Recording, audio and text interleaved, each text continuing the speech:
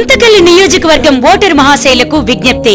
మే 7వ తేదీన జరిగే అసెంబ్లీ ఎన్నికల్లో గుంతకల్లు నియోజకవర్గం నుండి నరేంద్ర మోడీ గారి నాయకత్వంలో బీజేపీ మరియు తెలుగుదేశం పార్టీలు బలపరిచిన ఎమ్మెల్యే అభ్యర్థిగా బోయగడ్డ వెంకట్రామయ్య గారు పోటీ చేస్తున్నారు. వీరి ఎన్నికల గుర్తు కమలం పువ్వు. కావున మీ అమూల్యమైన ఓటు ముద్రను కమలం పువ్వు గుర్తుపై వేసి బోయగడ్డ వెంకట్రామయ్య గారికి అఖండ మెజారిటీ చేకూర్చవలసిందిగా ప్రార్థిస్తున్నాం. నరేంద్ర మోడీ గారి నాయకత్వంలో భారతదేశం అభివృద్ధి పదంలో నడిపించి దేశంలోనే సంపన్న రాష్ట్రంగా సీమాంధ్రను తీర్చిదిద్ది మన గుంతకల్లు నియోజకవర్గాన్ని అన్ని రంగాల్లో అభివృద్ధి పదంలో నడిపించాలనే దృఢ సంకల్పంతో పోటీ చేస్తున్నారు బోయగడ్డ వెంకట్రామయ్య గారు. నియోజకవర్గ సమస్యలు పరిష్కరించి సమస్యల పట్ల సత్వర పరిష్కార మార్గాలు చూపించి బడుగు బలహీన వర్గాలకు న్యాయం జరిగేలా కృషి చేస్తాను అంటూ ఎమ్మెల్యే అభ్యర్థిగా బీజేపీ తెలుగుదేశం పార్టీలు బలపరిచిన బోయగడ్డ వెంకట్రామయ్య గారు మన ముందుకు వచ్చిన మంచి మనిషి, నిస్వార్థపరుడు, ప్రజలకు సేవ చేయాలని తన సర్కిల్ ఇన్స్పెక్టర్ ప్రభుత్వ ఉద్యోగానికి రాజీనామా చేసి గుంతకల్లు నియోజకవర్గాన్ని